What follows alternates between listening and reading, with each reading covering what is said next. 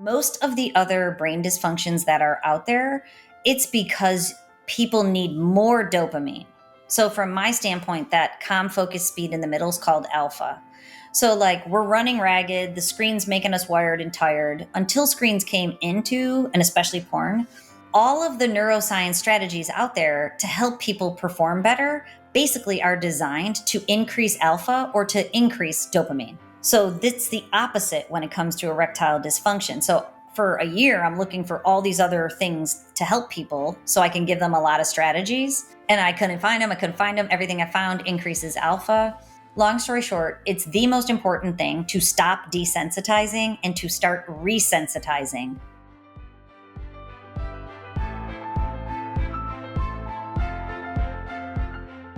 Dr. Trish, welcome back to the show. Hey, I'm so excited to be here.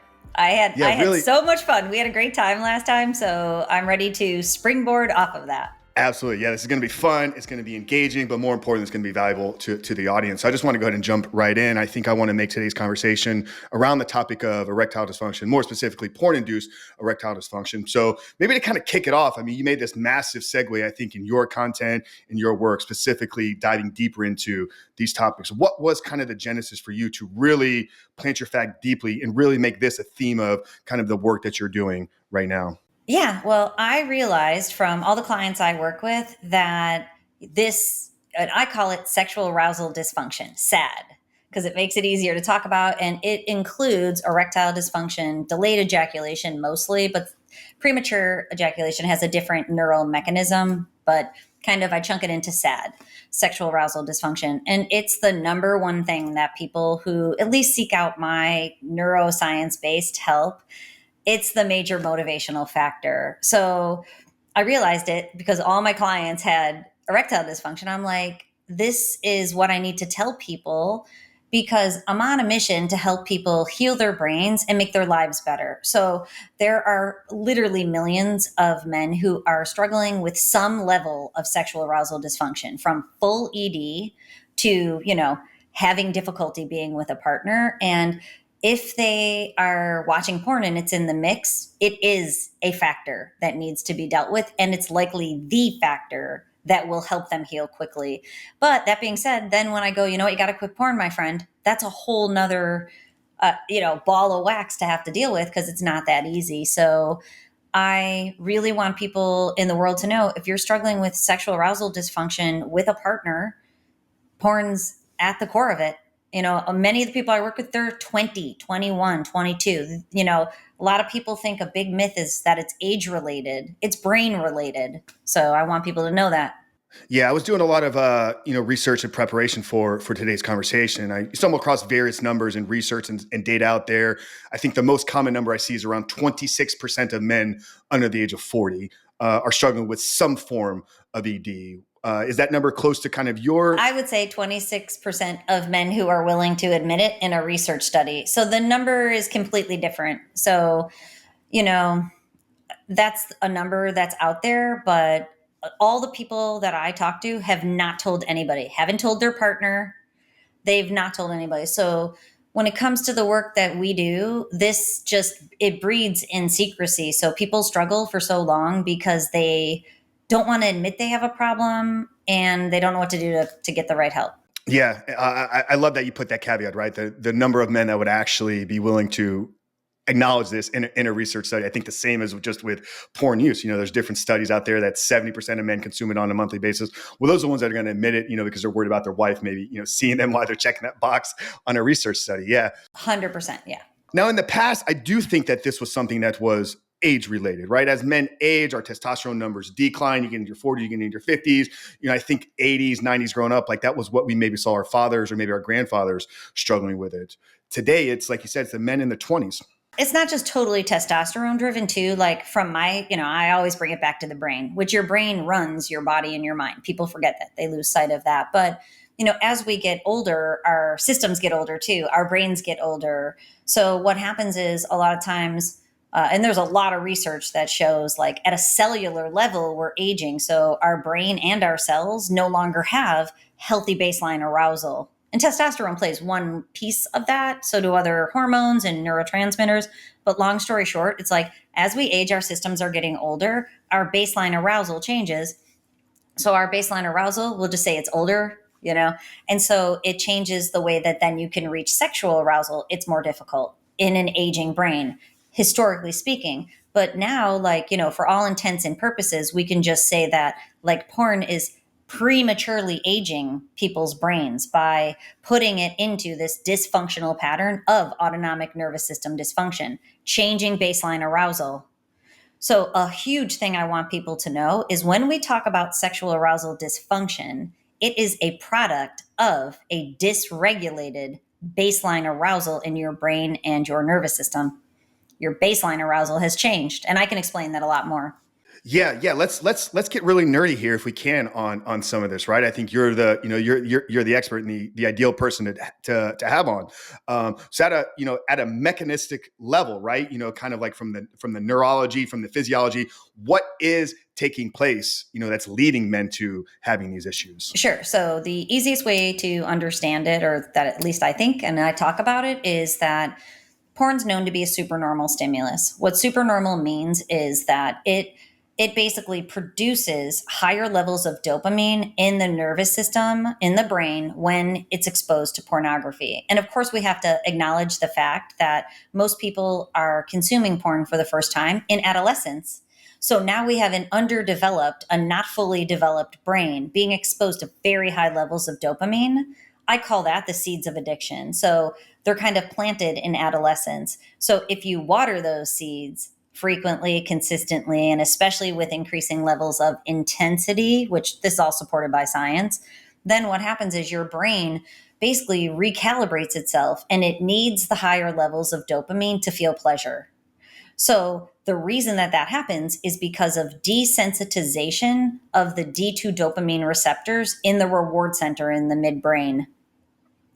So, I liken it to donuts in your brain. Like if you've ever done a donut in your car, and, I've only done one on accident, but my best friend's son, he's in a car club where they go behind, it's like so terrible, but whatever, they go behind like different buildings at night. And some of the kids will even rent like U-Hauls and cars, and because they'll go behind the buildings and do donuts, donut. And it just fries the tread on the tires. And so then the tires are completely worn down.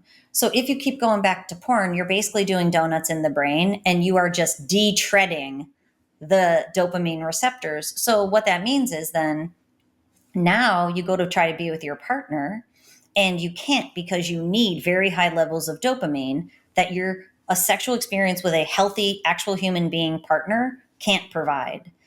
And another easy way to think about it is like porn is a level 15 on a 1 to 10 scale of mental and physical stimulation that equals high levels of dopamine. 15 on a 1 to 10 scale. So you go to be with your partner on a good day, she or he is a 9, right? Like who's a 10? And on a bad day, your partner is like a 4. So now you need level 15 and you're getting level 7. So basically you have an 8-point spread between what your brain needs to be aroused and what you have in your life. But that gap can be closed when people stop watching pornography. Their brain will recalibrate through the beauties of neuroplasticity to not need the high level of dopamine anymore. And then what I help people do is rewire their brains back to as close to optimal. And then when they do that, then they can enjoy healthy sexuality again from a baseline arousal of 5 in the middle of 1 to 10. If you're 1, you're depressed. If you're 5, you have calm focus. If you're 10, you're really jazzed up and excited. Yeah, I love that. We're definitely going to get into some of the weeds and the tactics and strategies that can help kind of reset some of these baselines. I love the analogy you gave there with the tires, right? I grew up in the Fast and Furious generation. That movie came out when I was originally in high school. What do you mean? There's like 12 of them now. It's everybody's generation. I say the Fast and Furious generation because the original one, right? The one was actually like a good movie that you want to sit down and watch. It's become so commercialized now. But anyways, I have a lot of experience behind the buildings, doing the donuts. Like we did all that stuff back in the day.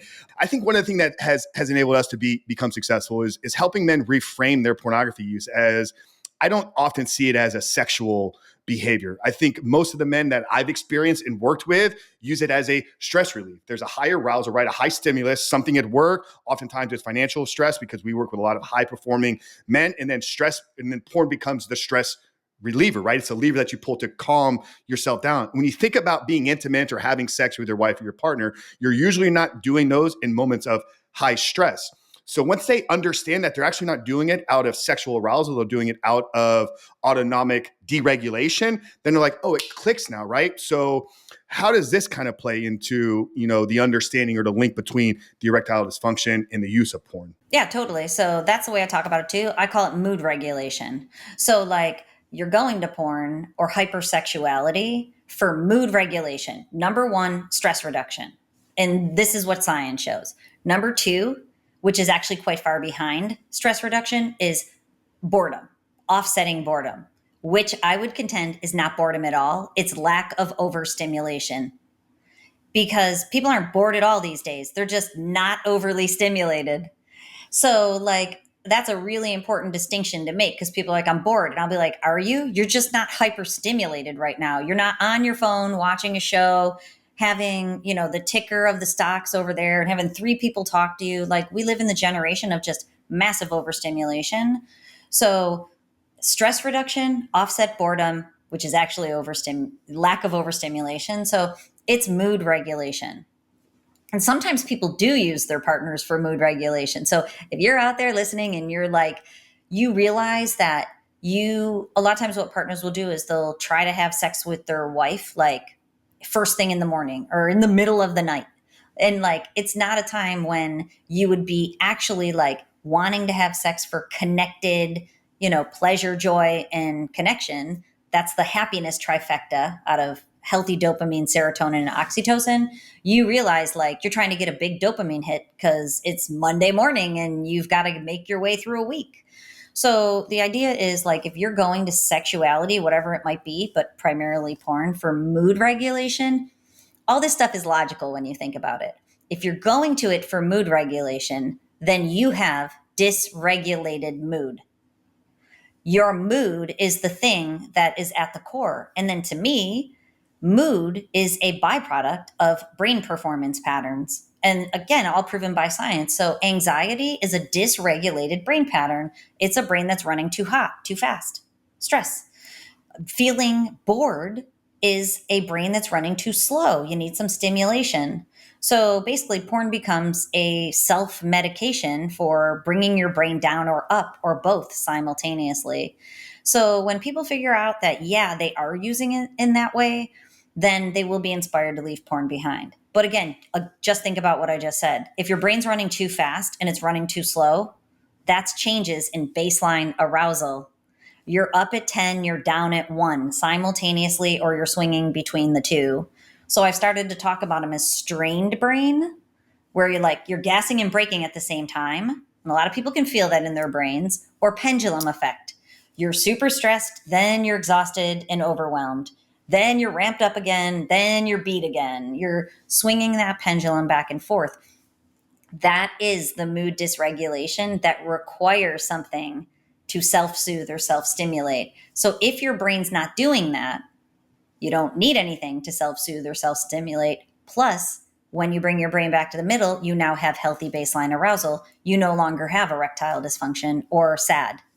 God, wow. As you're explaining that pendulum swinging back and forth, like I'm just replaying like my mid to late 20s and early 30s. Like that was my experience. And like I would chase these things. Like I would chase the high knowing that a couple hours later it was going to be a low. And then in that low, well, okay, I'm going to get myself out of it. I would do it with caffeine. I would do it with food. As a competitive bodybuilder, I would do it with training and high stimulants. And then it got into parties and then drinking and then the weekends. And then your days just become this pendulum swinging back and forth. I mean, I doubt that there's research that supports this, but what percentage of people today, because you said it, nobody knows how to be bored anymore. Like growing up, we had to sit in a waiting room sometimes and stare at the CNN playing or maybe read a Nature magazine. Today, you have something that can keep you entertained 24 hours a day around the clock. That wasn't even be boredom back then, but you and I probably experienced real boredom growing up. And I love it. I think it's great.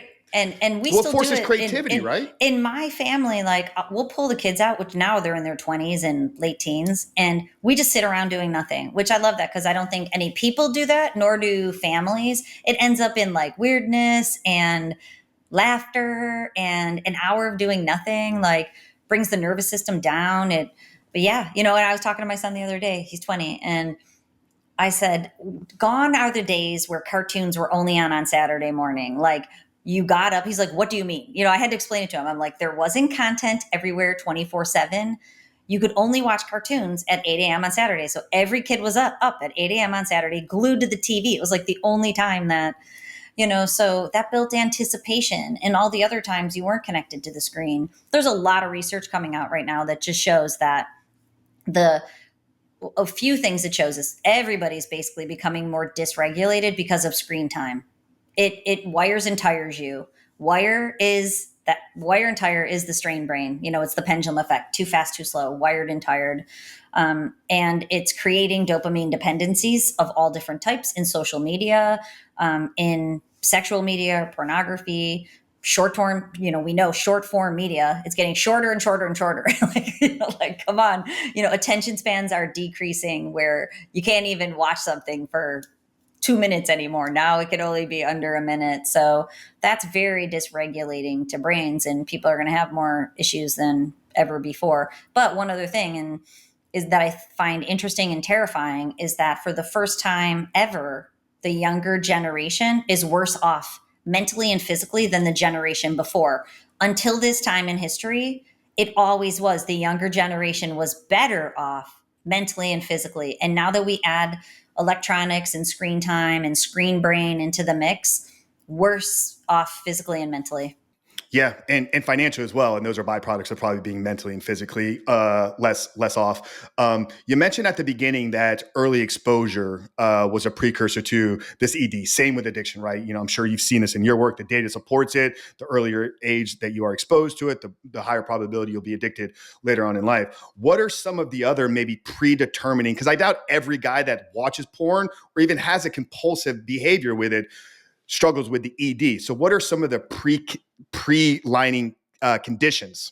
Age of exposure is really only one element. And honestly, I wouldn't even put it at the top. Not that I've ever like scientifically ranked these, but I would not put it at the number one. The number one thing that I would say is basically like quantity and quality, meaning like the amount of porn consumption. And that can be like frequency, consistency, the length of porn sessions. And the number one thing is edging, where it's like you keep going back, but you don't allow yourself to go to orgasm. What you're doing is lingering very high levels of dopamine, just like donuts in the brain. All like you can walk away and internalize this. This is the challenging part. It can become internalized. So for a person who is edging, let's just say they got 50 tabs open and they're going from intense, trying to find the perfect thing with the high level of intensity.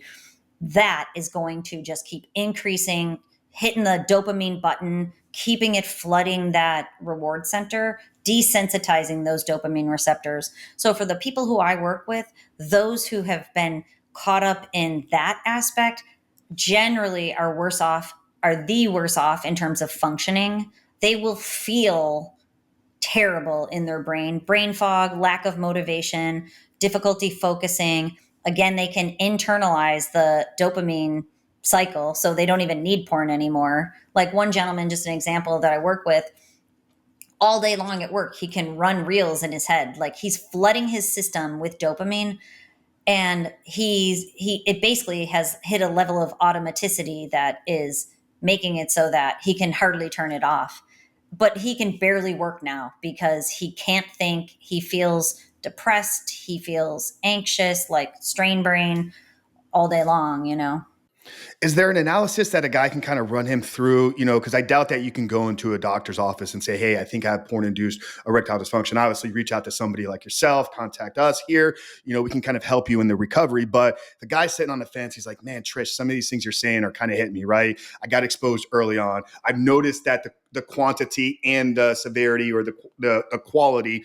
Quality's maybe not the best word there, but I think people understand what we're talking about there, the intensity of it. And then they're doing the edging stuff. Like, so he's kind of assessing this, like what signs, physical symptoms can maybe he look for within himself. Yeah, definitely. Well, first thing I want people to know is that I can see it in people's brains. So when people work with me, I do something called a QEEG brain assessment.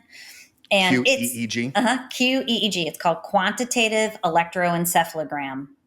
Like, most people know what EEG, if you've had a sleep study, an EKG, echocardiogram, measures your heart. So I do something called EEG, and I work with people all over the world. So we call it a brain map. It's easy to call it a brain map. Basically, I can map your brain. I can just see it in your brain, and I can see the levels too. So the level of dysfunction is a product of how you use your brain. So it could be early exposure. It could just be, frequency and consistency. It can be intensity. And an interesting thing too, which is a little bit of a digressing, is that what happens for many people is there can be a straw that breaks the camel's back then. So for a lot of people I work with, they'll go, I quit porn like 2 years ago, but it can tip over because of a lot of exposure or lots of little things, even like objectifying people or fantasy or masturbation. Nobody wants to give up masturbation, but it's linked to that internalized dopamine cycle. So in the brain map, I can see if they have the brain pattern of ED, and if so, to what level. So that's an easy way to quantify it, and so that's a top tier service. But what I've done now, I just started a program that is very affordable, that uses technology. It uses the brain training headband that I use in my work, but it's a monthly community where now on this headband, it's on my website if anybody cares. And this isn't the sales part. This is how I help people understand this, is that I have it buried at the bottom of my website. It says brain training headband, but it gives you a graph of how your brain is performing using the different bandwidths of electrical energy. So on any given day, you can see if your brain is wired or tired. So it's pretty cool because it's an entry level way to introduce the idea of healing your brain using technology. But anyways, like, what happens for most people I work with is they're approaching this from a bottom up approach.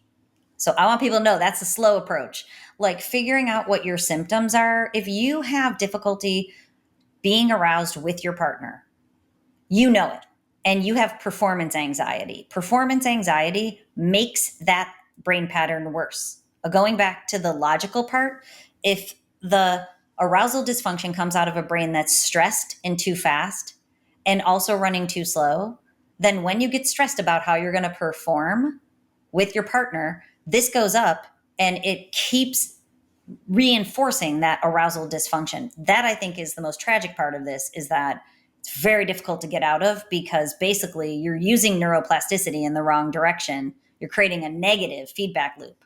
And we can talk more about that in a second. But so, symptoms are going to be, you might be able to be aroused by porn. Some people reach a point where even porn doesn't get them aroused anymore. You have high levels of dysfunction if you can't be aroused by porn anymore, because level 15 doesn't do it for you anymore. And you're out of levels because your dopamine receptors are so desensitized. So it might be that you can get aroused by porn. It might not. It usually means that either you have ED and you can't be with your partner, or you have SAD, sexual arousal dysfunction, where you can kind of sort of be with your partner. It's not working that great, and it's taken a long time, and nobody's having a good time, and it's difficulty to have that experience. And yesterday I talked to one of my clients. He's like, I've lost 3 relationships because of this.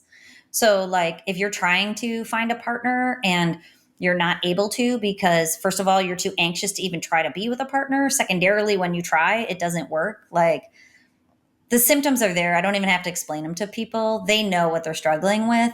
What I want them to know is that is a bottom up approach. It's happening because of your brain, not because of your body. Your brain runs your mind and your body. Your brain is the thing that's giving you performance anxiety. Your brain is the thing that's making it so that your sex organs don't become aroused. So I want people to know you can definitively see it in technology that's pretty affordable these days. Yeah, and we'll have all of Trish's links and websites and all of your courses and programs plugged down there in the show notes for you guys. We highly recommend checking her work out, fully supported and endorsed. Don't see anything here as a competitor, right? Like you and I are aiming at the same mission, which is eradicating the world of pornography addiction. And that's why I don't. It's not like go to my program, go to my program. I just want people to know, like, it really does become such a tricky thing to get out of. Like, this is another reason that I'm pivoting into it more, because this is what keeps people stuck in porn, because they want to go be with their partner and they can't. And then it's so feels so messed up to them that inherently drives them back into the screen. So again, we know from science that more young people are preferring pornography, quote unquote preferring pornography over to relationships. But again, they're not talking about the fact that they cannot become aroused with another human being.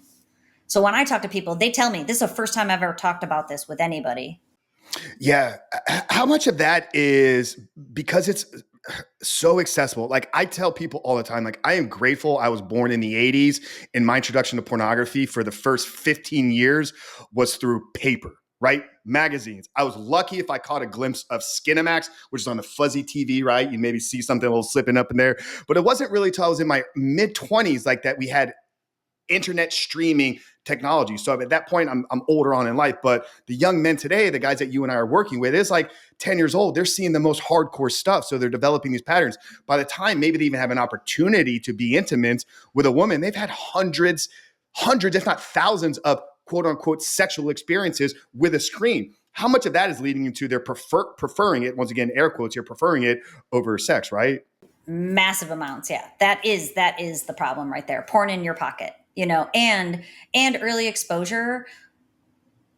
Basically, like I always say, porn has you by the brain. You don't know it. Like you think it has you by the brain. Like it immediately, even if you don't want to, it's highly addictive. It's a dopamine dependency. So like it yanks you by the brain and then it becomes the thing you go back to for mood regulation. But then it informs your sexuality. And we know this. I just made a video on how they call it your sex map. And again, when I read the research, it like breaks my heart and it makes me want to make 1,000 videos, because I want people to either pivot out of porn fast or just avoid it. Because what this study shows is once you've done that, your sex map has changed forever. Like, they forever in quotes is what they say. It's very difficult to change your sex map back after you keep reinforcing it over and over and over. And that's what I find. I call it an arousal template, and some people call it fetishes. But, typically what happens is the thing that you found when you found porn, whether it be whatever, doesn't matter what the act is, what the genre, the thing that gave you the most dopamine becomes the thing that then you want to continue to consume in porn or to attempt to experience in your life. So, and just one other thing too is that, all the developers of porn sites and of social media, they're not dumb. They know exactly what they're doing. The seeking and searching behavior is part of dopamine dependency. So they call dopamine the molecule of more motivation and pleasure. So basically, it motivates you back for more of what gave you the highest amount of pleasure. But the seeking and searching actually gives people a lot of dopamine. Like even on Netflix or streaming services, it's set up for you to troll for like 20 minutes. Like, they're not done. And even just, scrolling's the new smoking. If you look that up, a lot of people, I've made some videos on that, but a lot of people will say scrolling's the new smoking. And just like smoking, it took about 50 years for people to believe that smoking was bad for them, even though inherently it's obvious that smoking's not good for you. But it's so addictive, it was difficult for people to stop. Yeah, I have a talk I give to parents regularly. It's kind of social media danger and how to kind of regulate it with your teens. And two advertisements I will always pull up in that, I'll use them through the presentation is smoking from the 50s, the doctor prescribed cigarette for pregnant women, and then cocaine, cough drops from like the late 1800s, where cough drops were literally laced with cocaine. It's like here we thought back then that these were good things. The science catches up to it, but oftentimes it takes pioneers like you and I and people that are, educating outside of the institutions, and then eventually we'll catch up. And I think that's where the optimist in me like believes that we're and I've seen it, right, in 5 years. I'm sure you have since you've really become vocal with this, like the change in people understanding, the change in awareness with all these things, but we still got to continue to drive, right? Yeah, it's beautiful because people are like, why don't you take down the institution? I'm like, I'm not even inspired to go towards taking down any institution because the way, and actually I looked up all the research on smoking because I found it fascinating, the parallel, because I know porn's gonna, they're already saying, like scientists are already saying this is gonna develop just like smoking did. And I looked up what made people stop smoking. I looked up scientific studies, not, blog posts or anything. And there were basically, a handful of factors that, first of all, they became aware of the dangers and that it could cause cancer. So I made a video on this about porn, is that when people know that porn causes ED, that's like equating, the fact that cigarettes cause cancer. Like cancer was a thing that made people stop smoking. ED is going to be a thing that makes people stop watching porn. It is a driving force. Another factor was the level of how addictive smoking was. So once studies came out and once people actually bought into the idea smoking's addictive, then they're like, I don't want an addiction.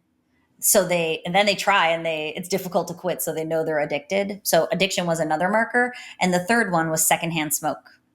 So, which I think is such a cool parallel to porn because people also don't realize how much it's impacting their relationships, especially like when it gets to a certain point, that tipping point, that straw that broke the camel's back. What happens is then, they'll have difficulty in their primary relationship with their partner. We know there's more than a 50% divorce and breakup rate when porn's in the mix, opposed to relationships that don't have porn. We know that it impacts children. And a lot of the people I work with are estranged from their children because their children found out about their porn habit and the kids don't want anything to do with them. Or it's changed the person who's addicted to porn because they interact in a hypersexual way, which makes them, like my friends will joke that they have porn dar or porn radar because now, like if we're talking with someone and they're just so overly sexual, they can't stop talking about the things that they're thinking about. So that really impacts. So I thought that was really interesting. Cancer, addiction, and secondhand smoke, which is likened to ED, porn super addictive, and it's impacting and ruining your Relationships and your families. Yeah. This sexual mapping conversation is fascinating to me. And I think it solidifies some somewhat controversial statements that I've made. We use social media, understanding polarizing, quotes every once in a while will help you gain some traction. I made a bold statement. I've done it a couple times now, and I got some pushback. I get a lot of support, some pushback that pornography is fueling the rise in both pedophilia and transgenderism, right? And when you look at kind of the data in the search studies out there, teen for decades or for years has been at the top of the charts. And last year, Pornhub came out and said that they had an initiative to push transgender pornography to change the sexual orientation of men. And I think what you're proving through science is when you begin to consume these things, this becomes your regular default desires or what you want to seek after. Yes. And in sexual violence too. Like we can't forget that. So like I've made bold statements like that too. And actually I put a couple new ones out, which I can share with you in a minute, that I'm like, this is going to get a ton of hate, but it's based on science. So don't shoot the messenger. That's what I tell people. Like, you and I are here having the courage to tell people the things they don't want to hear. It takes courage to do that. And, every once in a while I have to get back in my blue chair and go, are you still doing this, sister? Yeah. Get out there and tell people what they need to hear. So like the idea is that, and the reason I made like the face while you were talking is because I talk to people about this stuff all the time. So we know the science, but anecdotally, my heart breaks for people who are so confused about their sexual orientation and what they like because they've consumed this, that, and the other thing for so long. It is creating so much heartache for people. And there's one thing about transgender people who have known that and they want that. But then especially, like there's people who are like, I have no idea what I want. And all I know is I know that impacted me. And, they're like, and actually some of the people I work with, they try to be with the same sex partner and they're like, no, but they think they want to because of the high levels of dopamine. So like for men who are watching porn and you're watching men, you're getting a high level of dopamine from watching the males, not only the females, but the males. So it is creating a lot of same-sex attraction. We know that for sure. And, there's a type of OCD, which, this stuff, there's only a couple things that chap my arse, and these are a few of them, is that like, talking about homosexual OCD being obsessive compulsive disorder. So there's a classification now with no talk of porn's influence in that. So like now they're just saying randomly for no reason, a whole lot of people are having OCD about being with the same sex. Like that is coming from somewhere. Again, just think about this stuff logically. Once you know some of this information, like high dopamine levels from watching the same sex in highly stimulating sexual experiences. It's about the brain. It's about dopamine. It's not even about the same sex. It's a dopamine dependency linked to whatever thing you are watching, whether that be children, whether that be violence, whether that be same sex. Again, I work with people who are physically ill because they can't stop watching too young of images. They are sick with themselves, but they can't stop. Yeah, I know I can be brash and bold and I'm loud and I'm big and I'm blunt and I'm to the point. But Trish, and any guy that works with me, well, at least you're a man. I'm a woman. You're a woman. You're a man. I always get flack for being a woman. What does this woman know? I'm like, I'm also educated in this area and I've been researching everything. So at least you've got being a man on your side. Exactly. But my heart is for the men. And just like you have, I've had other men sit on the other side of the screen, break down in tears because they've hired a transgender escort, or they're seeking these things out, or they're on certain apps or whatever. So I just don't say these things. I say sometimes for shock, but it comes from a place of like, I know I need to shock the world to have the impact I'm ultimately having, right? And that's always been my goal, is like, I've had more grown men cry with me in the last 5 years through these conversations than I did in the first 35 years of my life. So I'm here to help, and I am coming from a place of doing what I possibly can. Yeah, and I just made a video, does porn cause dementia? It's not edited yet, so it'll come out. But I'm like, I'm definitely going to get, but like it's based on science and from all the brains I've seen. In the brain maps, I've seen thousands and thousands of brains, but probably like maybe, I don't know, 300 of people who have erectile dysfunction. And most of them have a marker for what would be considered the biomarkers for dementia and Alzheimer's. Like there's measurable ways. These are biomarkers, biological markers of the abnormal is what the science says. I don't love the word abnormal. Show me a normal person, right? But there's an optimal brain map and then there's suboptimal. And, anyways, like, that's why I want people to know, if you could connect the dots between this stuff, you can save yourself a whole lot of problems. And the reason I made that video is because there's case studies in science now saying that dementia causes porn use. And I'm like, listen, it's because what's happening is men who are let's just say the case studies were like, it's a 72-year-old gentleman. He starts watching porn in front of his family. But what dementia did was cause disinhibition of a habit this person likely has had for 50 years. Like, so there was no talk of, did that man watch porn before he had dementia? So I want people to know, like, what we see in the science is that there's a brain pattern associated with dementia, which then can lead to disinhibition, so you got to connect the dots on the science. Yeah, no, absolutely. Back to ED. I think we have premature ejaculation and then we have delayed ejaculation. They're kind of two different things, right? And I think the everybody will understand kind of what the differences are. How does porn lead to either one of these? What are the differences? What's kind of happening neurologically within the brain that's causing both of these to happen? It'll go back to our thoughts on that healthy baseline arousal between 1 and 10. For intensive purposes of thinking about it, healthy baseline arousal is at 5. So delayed ejaculation goes along with erectile dysfunction. Basically, you need very high levels of stimulation to be able to get an erection and be able to have an orgasm. So like if you're used to level 15, delayed ejaculation is you're with your partner, she's an 8, you need 15, gap of 7. Takes you a long time to try to get that gap closed. And then, if you've talked to any men with erectile dysfunction, and I'm sorry if there's any partners listening, like a lot of times the men will try to run some fantasy to close the gap, to close the the spread so that they can get up to a level 11, 12, 13, so they can actually finish with their partner, which that's tragic because the man doesn't want to be in that position. Certainly the partner knows something's going on because this is getting, a little challenging. So basically when it comes to delayed ejaculation, it's that your brain needs level 15 and it's likely in this strained brain pattern. That's delayed ejaculation. Premature is different. It's the opposite. So premature is like you're down, your baseline level is low. And so the minute it's stimulated, it hits the ceiling. So like basically, we'll just say like your baseline arousal is down at 3 and you become stimulated. So you go from 3 to 10 right away. And so a lot of the people and a food for thought on that is that a lot of people who struggle with premature ejaculation, they might have depression or they might have like kind of low mood or low affect. It's kind of like a lower and slower brain, lower baseline arousal, and then they very quickly become sexually aroused because of that. Yeah. You talked about the kind of playing of the fantasies or like the reels while engaging in sex.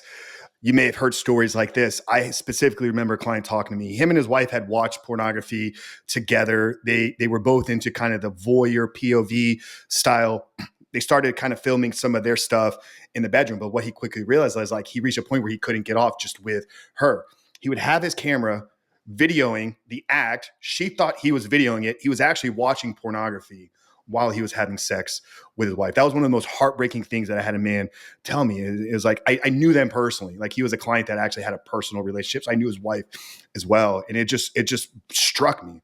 Yeah, no, I work with people who they have to, like, basically almost all the people I work with are doing some form of that during, especially even during the recovery process, because this is the part that I was saying that I think is the most, challenging part is that if you keep doing that, you keep reinforcing the brain pattern that you've been using. You have to stop doing that. And the same thing about the little blue pill. Like, people go, what do I do about that? I'm like, that's a Band-Aid. So if you're bleeding out, you need a Band-Aid. But I consider my work to be stitches. After I look at what a person's brain is doing, I can use the technology to close the gap. So that's the coolest thing that I think exists that people don't know about. You can use tech to close that gap for you, and then your brain is running in the optimal. But they're like, what do I do in the meantime? I'm like, if you have to use the little blue pill, like use it sometimes, but don't depend on it, because if you're depending on it, then you're never giving your brain the opportunity to become aroused by itself. And it's the same thing with fantasy. If you accidentally keep running fantasy when you're with your partner, you now are just reinforcing the need for higher level of stimulation from fantasy. But like the solution is you have to get back to healthy baseline arousal in your brain. And then, the way I talk about it is it's difficult because your brain may unwire from needing level 15, but it might not rewire back to healthy level 5. And check this out, get this, because it's never been there. Like if you found porn when you were 12, that's the danger of the seeds of addiction. You found it when you were young.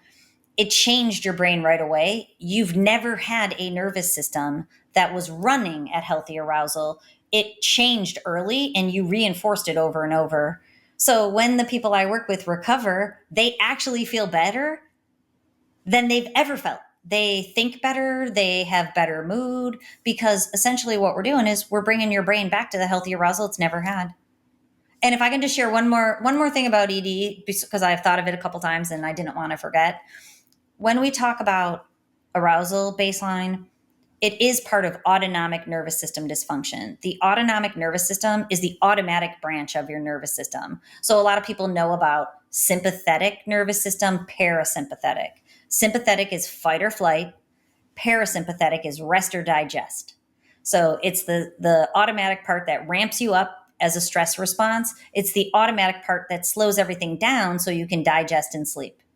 So here's the thing when it comes to healthy arousal is you have to have the perfect balance of sympathetic and parasympathetic. That's what in the middle, the brain pattern in the middle does. You're calm enough and relaxed enough to be aroused, but you're also arousable.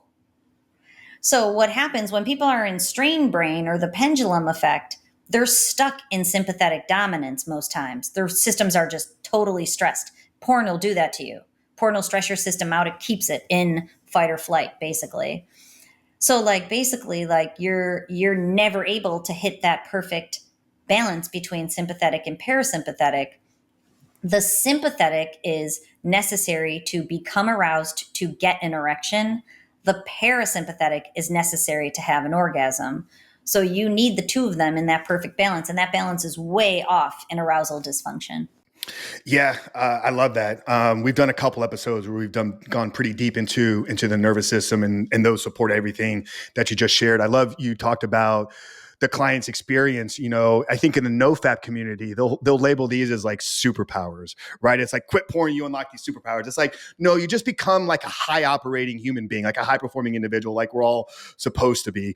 But it's not just about the quitting part. So I want to kind of get into some steps. Obviously, check out Trish's work, get the programs, get the brain training. But guys that have recognized, hey, I'm struggling with this ED, whether it's the premature or the delayed ejaculation, quitting porn is the first step, right? But we know it's not just about stopping the behavior. What are some of the proactive steps that we can take to get that balance of the sympathetic system, so forth and so forth? So talk maybe some tactical steps that guys can take. Yeah, definitely. So I will tell you, again, not the sales part, but I put all of this into a digital program that's on my website. If you go to services for erectile dysfunction, and it's still priced really low because it's big, it's complex, you know? So here I'll give you, and I will tell you this also, it took me 1 year to do the program. I re-recorded it like 5 times. I was never happy enough to put it out because it is tricky. This is tricky stuff.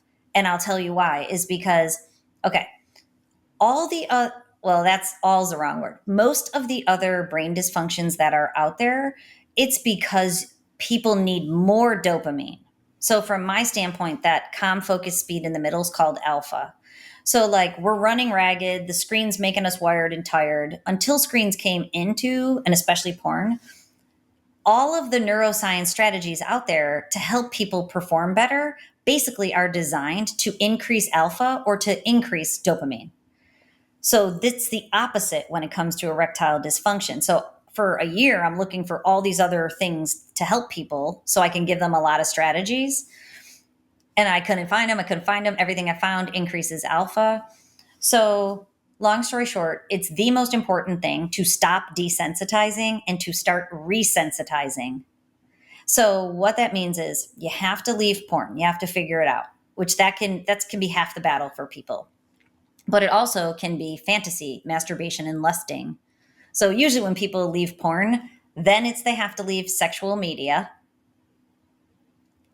And the book I have coming out, it used to be called Mind Over Porn, but working with the publisher, they didn't want to put the P word in it. So now it's called Mind Over Explicit Matter, which actually at first I did not like it, but now it's really grown on me because I think explicit matter encapsulates more than just porn because people go, oh, okay, I quit porn. I'm good.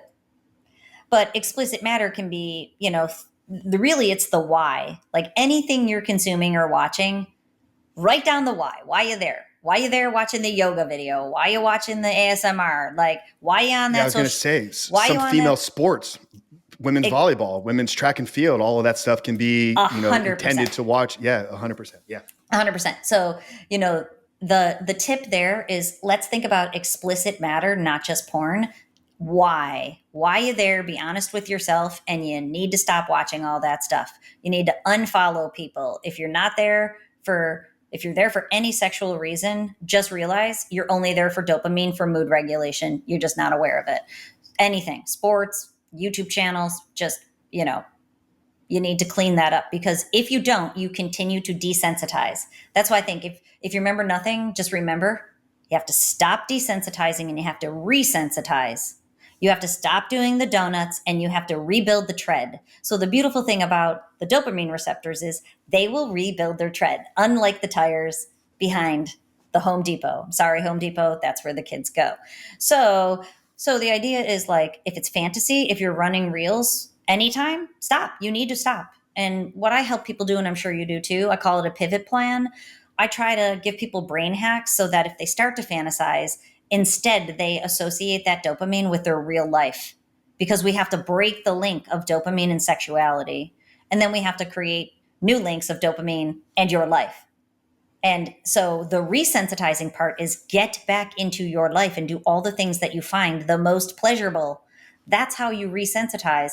Now, recognize if you like to rock climb, that's going to be a 9, a 9.5. It's not 15. It's not going to feel the same as porn. But as you continue to do it, your brain's not going to need level 15 anymore, and it's going to get super excited about your 9.5. So do as many of them. Build a toolbox of getting dopamine from your life. That's no more desensitizing any explicit matter. Resensitizing is dopamine from your life and practicing healthy sexuality with a partner.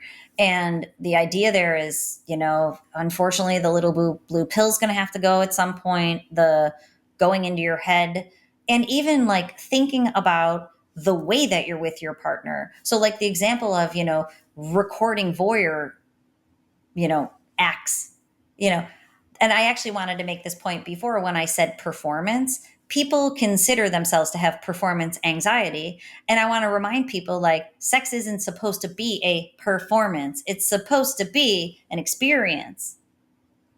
So think, what are you doing with your partner? Are you performing for the highest level of dopamine, or are you having a connected experience for the happiness trifecta? It totally should feel good. It should feel pleasurable. It should bring you joy and happiness. It should make you feel connected. So when a person's brain's caught in hypersexuality, that's not always the case with their intimate partners. It can be mood regulation for high levels of dopamine. And I call, kind of the way that plays out without getting too into it is that it's porn influenced sexuality, even with a partner. So usually people's entire lifestyle, I know this sounds big, but it's actually very exciting going back to being a peak performer and an optimal performing person. Usually your whole lifestyle has to change and your sexuality, but it's all for the better and it heals your brain. And I had a thought too, because I heard John Mayer say something, not that I'm a huge John Mayer fan, but I heard him say something about giving up alcohol, where, going back to your point about high highs and low lows, where he's like, he said something in the little thing I saw that he got annihilated at Drake's birthday party or something. And it took him like 5 days to recover from it, which that's very typical. When people have long, intense porn sessions, their brains are really dysfunctional for, I see it in the data that I have, really dysfunctional for a long time. So it resonated with me. And he said that, then is when he decided he wasn't going to drink anymore. And he's like, at first I was totally bored and I couldn't figure it out because everything changed. And then he's like, but then the level that I needed came down. And he's like, I had the best year ever. I played more gigs and I had more fun than ever. He's like, but I wasn't partying and recovering. Basically, these are my words. Basically, like he was just really engaged in a super healthy lifestyle. So that's what's there on the other side. The best lifestyle that you could ever have with the best sexual relationship you could ever have. Like, and I know you can't conceptualize it if you haven't seen that, but everything changes for the better. Yeah, and we call our program Reboot Your Life for that exact reason. It's like all these areas must be intentionally focused on improving. Your quality of life is not going to just drastically improve by quitting the porn. You have to make intentional plans to get more engaged in your hobbies, get more engaged in work, maybe finally launch that business that you've been thinking about for the last 17 years, get intimate with your wife, take your wife on a date, for God's sake. One of the questions I get a lot is, should I have sex while trying to quit porn? And you talked about reestablishing, reengaging in healthy sexuality. I think that this is my opinion, right? But I think it's case dependent. I will tell married men, lean into it, right? Become intimate, start dating your wife, start pursuing her like you did when you first started dating. For a single guy out there, it's not about getting on the apps and sleeping with as many women as possible, because that's not normal sexual behavior. Would you say you kind of support? I tell people that yes, you should engage in healthy sexuality, because I kind of liken it to like an eating disorder, which and actually the brain mechanisms are a little similar. So it's if you're in recovery from alcohol, like your goal is to never drink alcohol again. So that's different. Like you don't need it to survive. So most people want sexuality in their life. So I say if you can start practicing it, and I teach people what it is. the difference between addictive sexuality, hypersexuality, and healthy sexuality. And I can tell you a couple of those points in a second. But like basically, if you can practice that, then I encourage you to do it, because then it becomes the learning curve. Like, if you're with your partner and you recognize, oh no, I just went into my mind, but you pulled yourself back out and came back into the present moment to engage with your partner, like you get time to practice pulling yourself back out of your head. But for me, it's always everybody I work with is training their brain.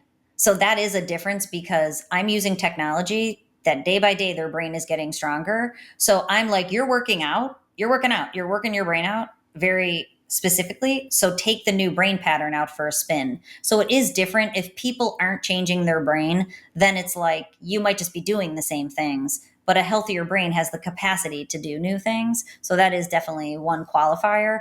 But then I tell people, if you cannot do that, and self-awareness might be low at the beginning, then stay away from it. And a sex washout is appropriate for those people who, like, if you don't know how to engage with a person with healthy intimacy and go on dates and have a coffee date, then a lunch date. If you're just thinking about getting on the app for a hookup, like that's not, your whole framework has to be changed, and that comes out of a healthier brain. Yeah, absolutely. Trish, has been an absolute honor. I know we're coming up on the time here. Last couple questions. You've been studying and working neuroscientist as a neuroscientist 25 plus years at this point, but really specifically in this work, 5 or 6.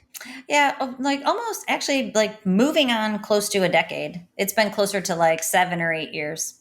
Okay, what has changed in maybe your views or thoughts around just porn or even the brain since really going deep that you didn't know maybe in the first 15 years? I think well, there's two things, and it goes back to what we've been talking about the whole time, is the impact of just screens alone. And actually, the neurofeedback platform that I use, I called a meeting with the CEO last week because I'm like, I need to talk with you because baseline brain performance is going to be changed. So, like, what we knew about brains forever is now different because every single person is on a screen all the time. Baseline brains are changing. That's number one. Baseline brains, everybody's brain, unless you're really intentional about screen time, you're going to find yourself in autonomic nervous system dysfunction to a small degree or a large degree. That's number one, that's different. And so that's been huge, where I'm like, screens alone have to be balanced. Never mind screen. Just to back up for a second, screens alone are on a continuum of supernormal stimuli. It's not like there's one supernormal stimulus of porn. Like your emails, your texts, your Snapchat, like all that is way lower. And then it goes all the way up to the continuum of the very highest level stimuli. So screens alone are changing brain performance patterns. And then I think the secondary thing is that, and this has been new in my work, which is probably why I've talked about brain training. I mean, my fundamental work is using neurofeedback therapy to help people. But I kind of pivoted out of that for a while to message to people to leave porn behind. I spent more of my time and energy just educating people on porn. So what's shifted for me is telling people it is coming from your brain. The number one way you can help yourself is by training your brain. That's why I made this new program. It's $29. Like, people are like, why do you even have this program? Because from a business perspective, it's like not the move for me right now. And I'm like, from a humanity perspective, I can help people help themselves because my services are more top tier services that not all people. So I started to engage in my services more. I moved myself back into my business more. Instead of just talking about it, I'm doing it. So I'm spending lots of time using, high level, and then also trying to get people to do it themselves. So like, I want people to know, and actually I wanted to, let me finish that thought. I want people to know that they can use neuroplasticity. I always say that neuroplasticity, it can be either your best friend or your worst enemy. It's your worst enemy if you keep doing all the things that reinforce the pattern of hypersexuality and mood regulation that reinforces erectile dysfunction. You can use neuroplasticity as your best friend as you start to heal your brain, which enables you, like all the things you were talking about. You start working out more, you start eating better, you start going to dinner with your friends, you start sleeping earlier, and before you know it, you're like, wow, like look at all the cool things I'm doing that are making me feel better. So the other thing I wanted to address, because I bet you people will ask, is how long does it take to heal ED? How long? That's what every person I talk to, they want to know. If I start doing this, how long is it going to take? It takes as long as you regulate your brain. The more things you do to resensitize and stop desensitizing, the faster the journey is. So when I work with people, it's a 4-month program. There's tons of people, 4 months later, they're better. There's a lot of people who can't break some of those habits. They're desensitizing, they're not resensitizing. But I want you to know your brain can heal. And I'm telling you this when it comes to ED, and I don't know if you've had this experience. I know we're going to find this in the literature scientifically, probably in 20 years. There's a body of literature on learned helplessness around people who have chronic issues. This scientific literature is very old and it's huge. Learned helplessness. That when people start to believe there's nothing that can help them, there's nothing that can help them. So a lot of people I work with, they've had ED for 7 years, 10 years. They haven't told anybody. And I want you to know, when you commit to healing this, you can heal it. It may not be a bed of roses, and you may need to make lifestyle changes, but your brain can totally heal when we use neuroplasticity as your best friend. Yeah. Yeah. I didn't ask that question. I had it down on the list. And I think the reason why I shied away from it, because I think what people are looking for is the end destination that they need to stop working on themselves. I don't want to say I've become famous for this statement, but I've said it multiple times, and it's gone viral a handful of times, that your freedom from pornography is not an end destination. It will be a continuous pursuit that you must be intentionally on for the remainder of your life. So even in the healing of ED, it's not a 4-month thing. You do these things and you return back to life that you were living before. In that 4 months, you create a new lifestyle, a new pattern of thinking, a new pattern of behavior, new hobbies, new thoughts, new feelings, new community that you must be consistently intentional about for the remainder of life. Because if you heal in 4 months, but you go back to living the life that you were for the 15 years prior to that, you're going to fall back into the same issues. Correct? Pretty cool. Yeah. But what's pretty cool about my work, which obviously I find exciting, is that when I work with people, I can see how their brain is performing on any given day. So I know that a person is on the right track and that they are not moving backwards. So I can literally see when a person's brain is rewired with data, and I share that data with them. They see it too. If they have a slip, if they desensitize, I see it. I'll go, what happened last Tuesday? And of course, it comes with no judgment. They'll be like, oh. And actually, like one of my clients the other day, he had urges. He didn't even give into them. I'm like, wow, that's the biggest brain spike from an urge that I've seen. So like that information. So for me, it's like your brain is rewired. And then I offer a maintenance program where I make sure your brain stays rewired. So this way I can, almost guarantee, and people get really fired up about the data, making sure that they've hardwired in that new pattern. Yeah, no, that's awesome. And I'm glad that you are, making these things cost affordable. We're in the process of creating a couple things as well, because just like you, our top tier program is kind of a higher level service. We really cater towards high performing businessmen and entrepreneurs. But this is great, guys. We'll have all of Trish's links, the books, the podcast, all of that stuff plugged down in the show notes. Final question. I know I've asked you a handful of times, but it's been a couple of years since we had you on the show. Trish, what would be your definition of living a superhuman life? My definition of superhuman living, I'm not prepared for this either, but honestly, I'm intentionally trying to create it every day. So I can tell you what my lived experience is that every day I get to engage in the work that I love, that literally I get into flow state. I can see it in my own brain now. I'm like, dang, I am tapped in right now, which is a beautiful thing where the day flies by and I've had just total engagement, but I've also had time with my people. I've also had time for the things that I love. To me, superhuman living is flow state, where everything you do, time passes and you're just glad that you got to do all those things. You're glad you got a beautiful night's sleep. You're glad you got to hang out with your friends. You're glad you got to travel. And that looks different for all people, but flow state itself can be accomplished by all people. And I'm working every day to try to get there. So I think that to me is superhuman living. Yeah, no, that's awesome. Awesome answer. Trish, it's been an absolute honor. Guys, check out her work. Check out the previous episodes with her as well. She's been on twice before, still today, 250 episodes in, the top two of the top performing episodes of all time. Beautiful. So Let's make it number 3 honor. And then I'll be back. We'll have you back next year for the launch of the book. Great. Sounds cool. Well. Yeah, so, definitely. Yeah. We enjoy you guys. Share this one, rate, review, subscribe, do all that good stuff. We love you. And we'll see you in the next one.